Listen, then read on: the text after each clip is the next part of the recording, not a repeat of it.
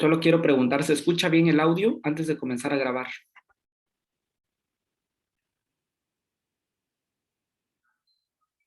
Bien, la sesión pasada estábamos hablando sobre las normas, la definición, los tipos de normas, la denominación técnica de las normas. También hablamos un poquito sobre las definiciones que dan algunos teóricos juristas sobre lo que es el derecho y quedamos en los fines del derecho. Ya no concluimos esa parte, pero bueno, lo retomamos desde aquí. Habíamos hablado de los fines del derecho. Derecho de justicia. El número 1 es derecho de justicia, solo que al darle clic en esta diapositiva no aparece la etiqueta de justicia. Bueno, pero ya vimos que dentro del derecho de justicia está la cosa juzgada, la irretroactividad de las leyes, el respeto de los derechos legítimamente adquiridos, los cuales no pueden ser modificados por algún cambio de legislación, y el conocimiento del derecho como una obligación o un deber de todo ciudadano, conocer del derecho. Vamos a proseguir con los fines del derecho. Ahora toca lo que es el derecho de justicia. El número 2 es derecho de justicia y vemos 4 aspectos que son la distributiva, la correctiva, la conmutativa y la represiva. En cuanto hablamos de justicia, nos estamos refiriendo al órgano o los órganos competentes de impartir la justicia. El órgano competente más importante del cual emanan todos o todas las demás organizaciones o todos los demás organismos de impartir justicia, el principal y el más importante es la Suprema Corte de Justicia de la Nación, y de ahí se derivan todas sus demás instancias como la Procuraduría General de la República, Procuraduría General del Estado, lo que son los ministerios públicos, las fuerzas policíacas, la milicia, etcétera, que son encargados de impartir justicia. Justicia distributiva tiende al bien común de la sociedad y consiste en dar a cada quien lo que le corresponde según sus méritos o según sus necesidades. Eso debiera ser, o eso es en teoría, la distribución o la impartición de la justicia según los méritos, según las necesidades de cada ciudadano.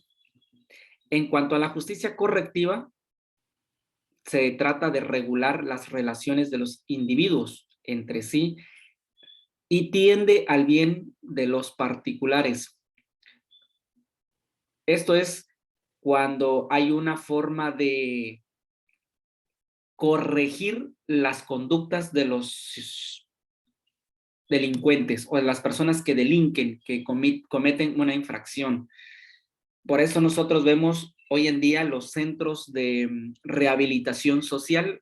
Por ejemplo, en Tijuana hay uno que es para menores, el Consejo Menor de Tutelares. Está también bueno, se me escapa el nombre del otro centro que está por la vía rápida. Ahí vemos nosotros que la finalidad de estas instituciones es que los jóvenes que han delinquido por alguna u otra razón no se vayan a la cárcel, no se vayan a la prisión, sino que entren en un espacio donde se les da rehabilitación social para que puedan insertarse nuevamente a la sociedad, y ahí reciben educación. Claro que no es la educación formal, pero sí se les da la educación de alguna manera informal.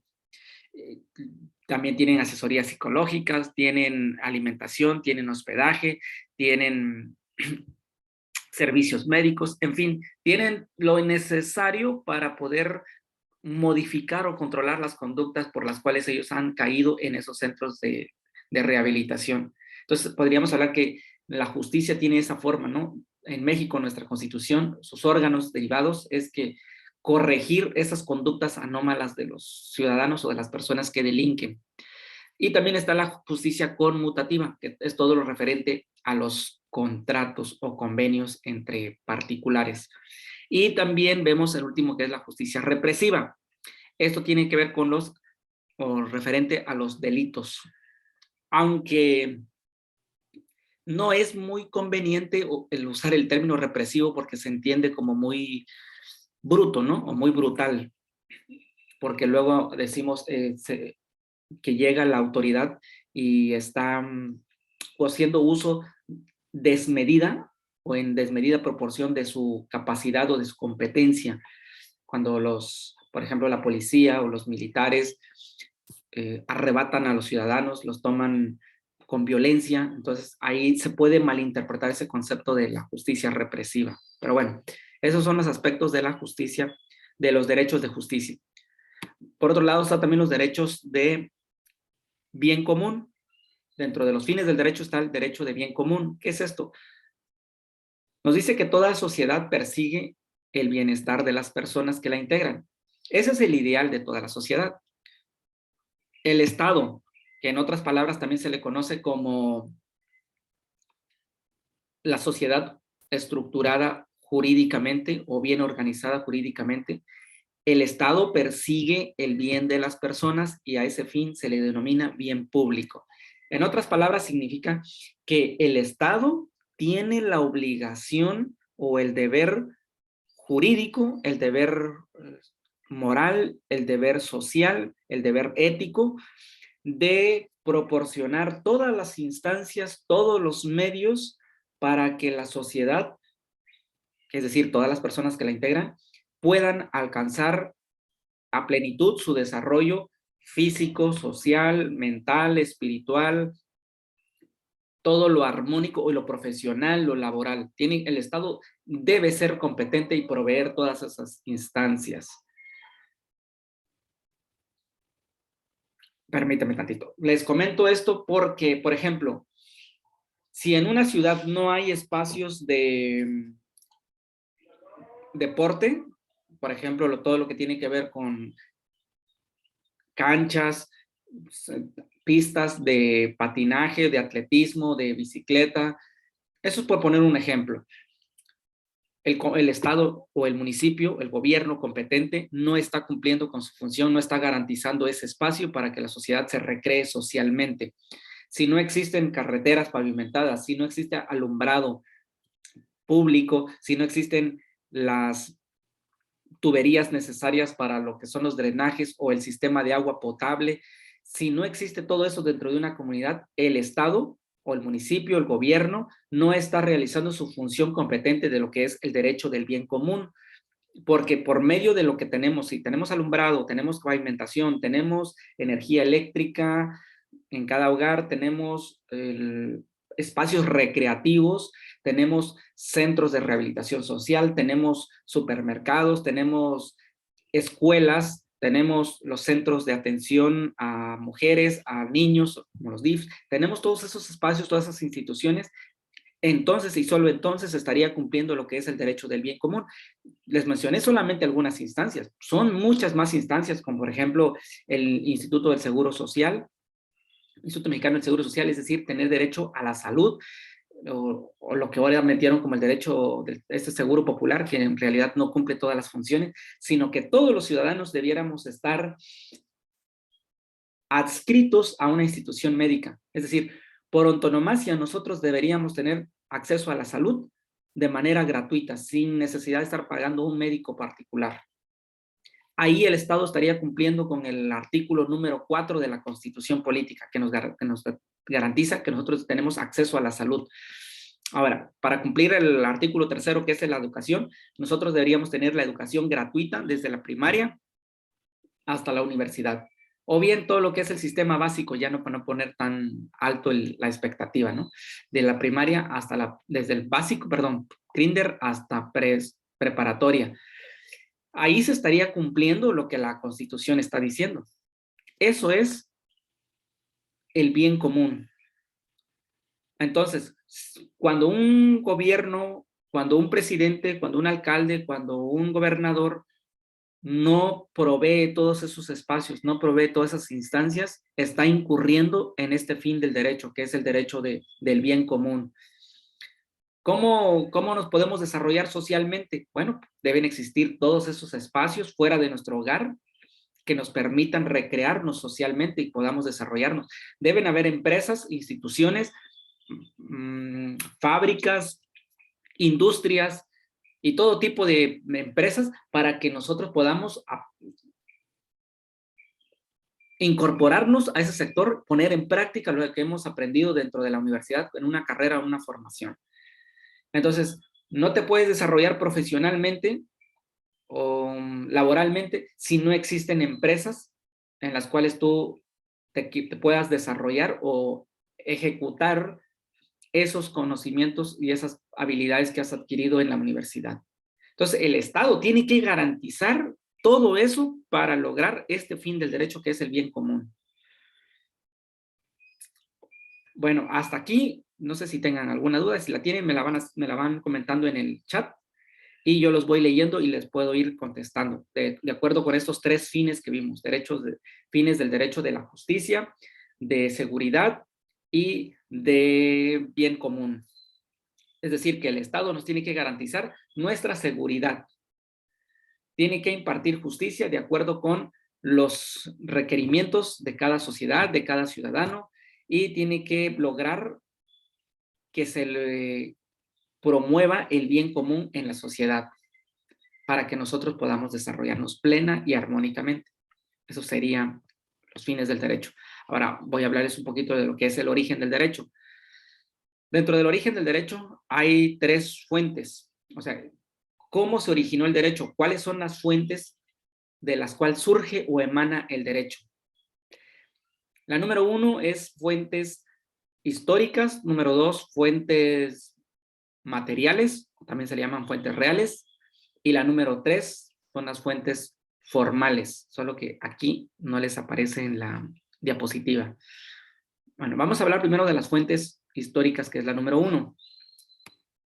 Las fuentes históricas se refieren a todos aquellos vestigios, a todos aquellos lugares o todos aquellos artefactos o elementos en donde el derecho quedó o ha quedado plasmado desde hace cientos o miles de años.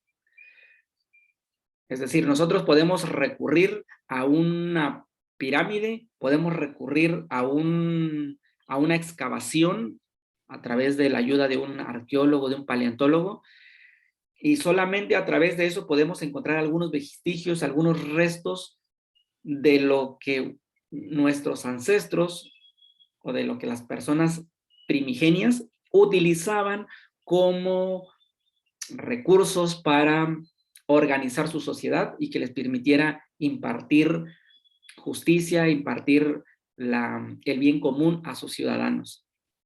Entonces, por ejemplo, en México, la evolución del sistema jurídico se encuentra en el derecho prehispánico, específicamente en monumentos arqueológicos, de esculturas, en obras pictóricas que dejaron nuestros antepasados, por ejemplo, los mayas, los aztecas, entre otras civilizaciones. Pero si nos remitiéramos a lo que es el derecho como general, las fuentes se encuentran, según algunos especialistas, en el derecho romano. Pero no solamente de ahí, sino que el derecho de manera general, podemos incluso decir que tiene su origen más de 1200 años antes de Cristo. Ya existían algunos pueblos que utilizaban algunos códices y que de allí se extrajeron algunos artículos que se fueron replanteando con la evolución de nuestra sociedad para adecuarlo a nuestro tiempo.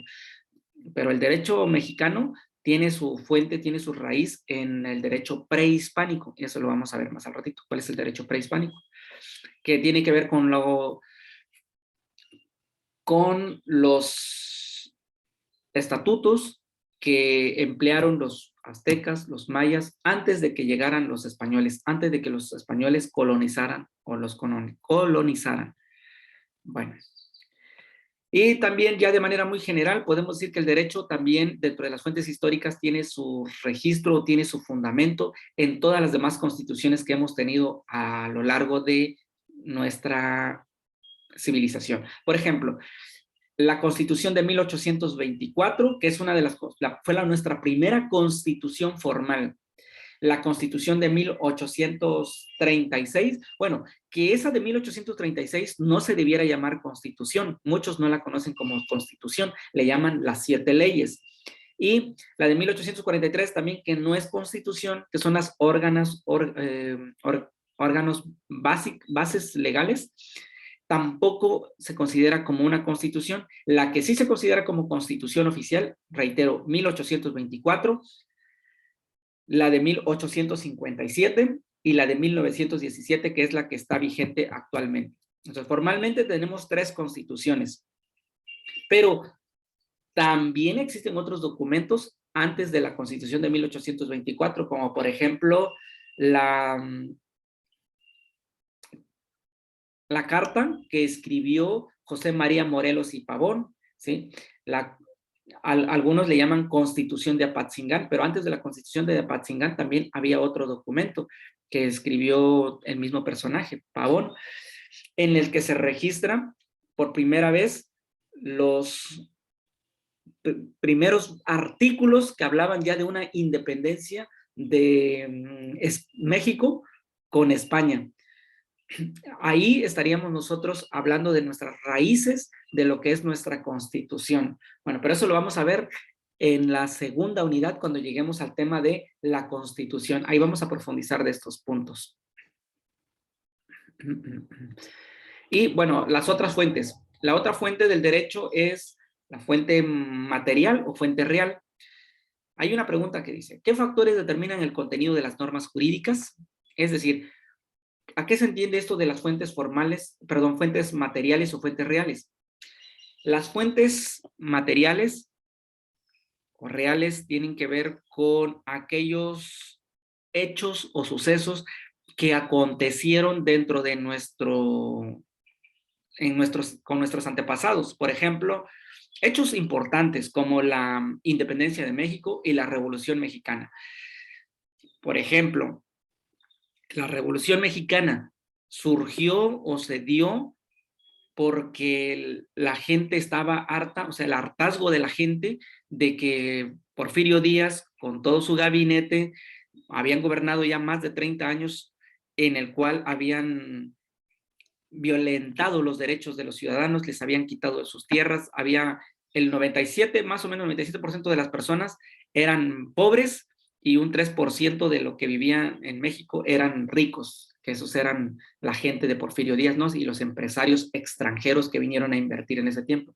Entonces la gente se armó para hacer una revolución, claro, con los ideales de varios personajes, entre ellos como Francisco y Madero y otros personajes que llevaron a que se creara una nueva constitución, porque la constitución que lo regía en ese tiempo era la de 1857. Entonces, como la de constitución de 1857 no era completa, se tuvieron que reformular algunos artículos y se tuvieron que agregar otros artículos que no existían.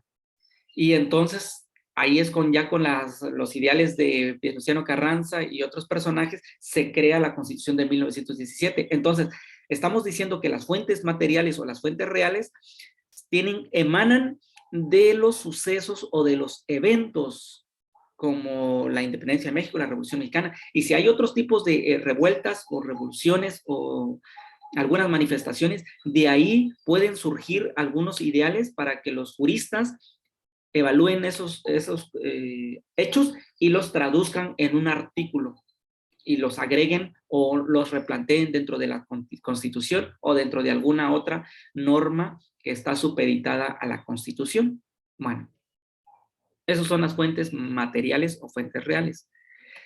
También tenemos las fuentes formales. Ahora, las fuentes formales se refieren a todos aquellos documentos en los cuales están escritas y relatados todas las normas o todas las leyes de una sociedad.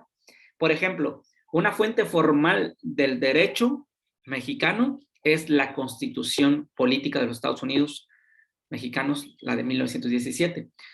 Las leyes, todas las leyes, la Ley Federal de Trabajo, la Ley Federal de Educación, la Ley General de educación, la Ley General de Salud o la Ley de Comercios y Aduanas, las leyes marítimas.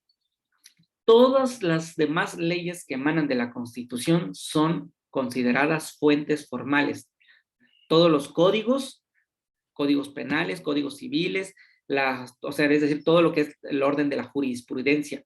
Las costumbres o lo que son, la costumbre es más bien aquí en México, en algunas regiones imperan las usanzas y las costumbres. Hay lugares en donde no se resuelven los conflictos por medio de algún código, de alguna norma, de alguna ley o de la Constitución. Más bien en algunos pueblos que no entra estos tipos de fuentes formales, se resuelven por medio de la costumbre, es decir, cómo se ha hecho durante generación tras generación, así es como resuelven sus conflictos. Hay pueblos donde no se hace por medio de un notario público, por medio de un abogado, sino que lo resuelven por medios con base a sus costumbres, se ponen de acuerdo los ejidatarios, los comisariados ejidales, etcétera, platican con todos los ciudadanos, hacen una junta y lo platican y resuelven sus asuntos. Eso es muy interesante de verlo así de esa manera, cómo ellos resuelven sus problemas sin necesidad de un documento, de una ley o de un proceso jurídico.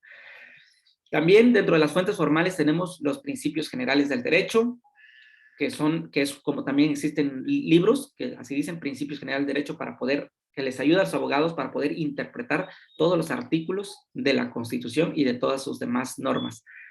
Y las doctrinas o normas, y aquí estaríamos hablando también de los libros, los diccionarios, las enciclopedias, pero todo referente a lo jurídico, o sea, libros que se hayan escrito de derecho, diccionarios de derecho, enciclopedias de derecho, todo eso que ustedes ven en una biblioteca, todos los libros, tomos que han escrito varios juristas, todo eso son fuentes formales del derecho.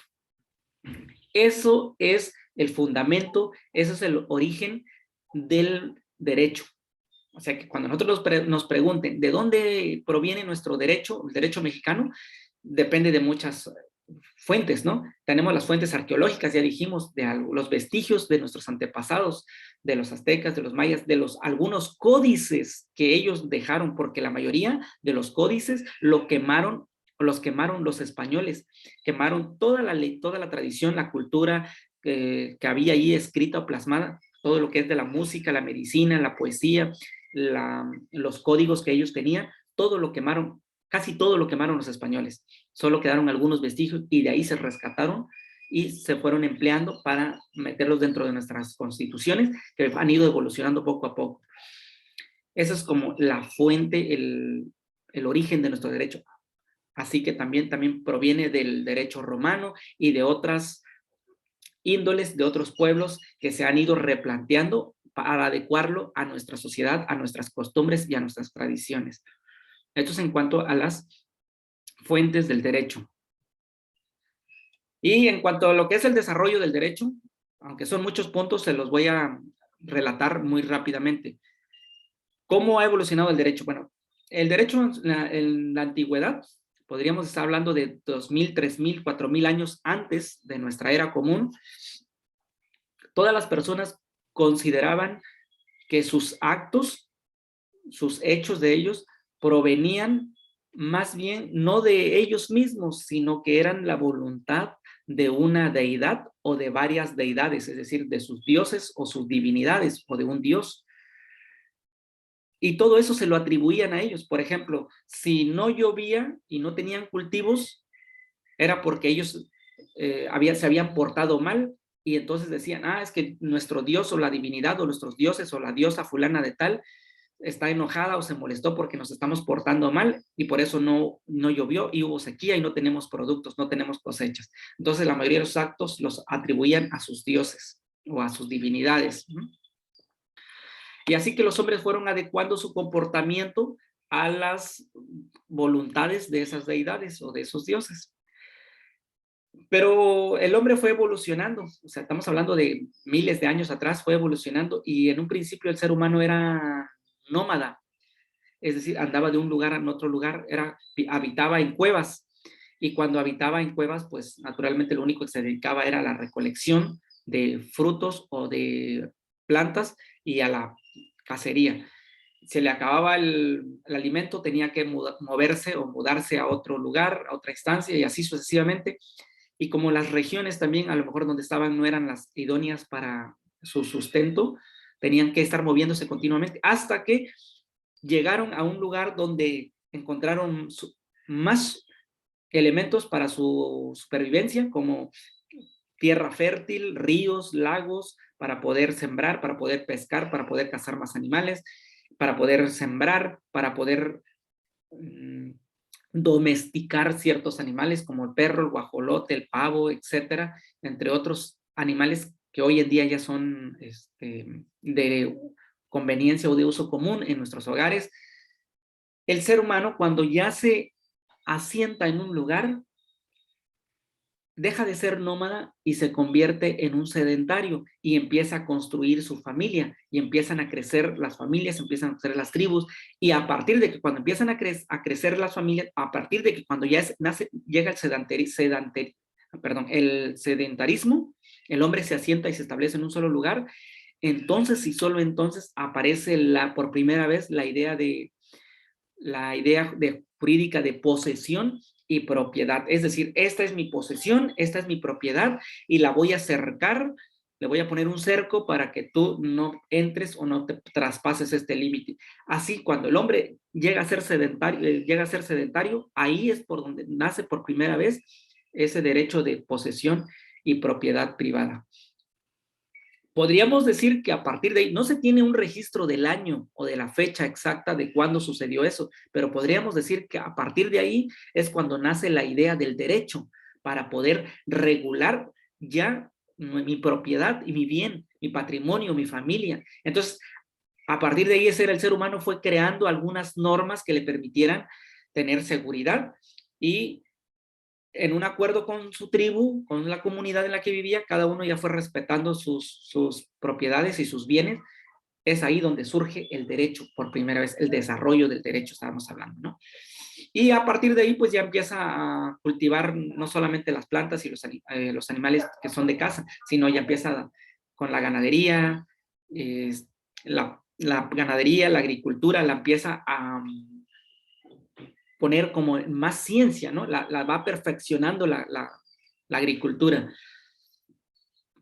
Bueno, también están ahí los registros del Código de Hammurabi, que esto se registra aproximadamente en el siglo XVII antes de Cristo. Estamos hablando en el año 1600 antes de Cristo.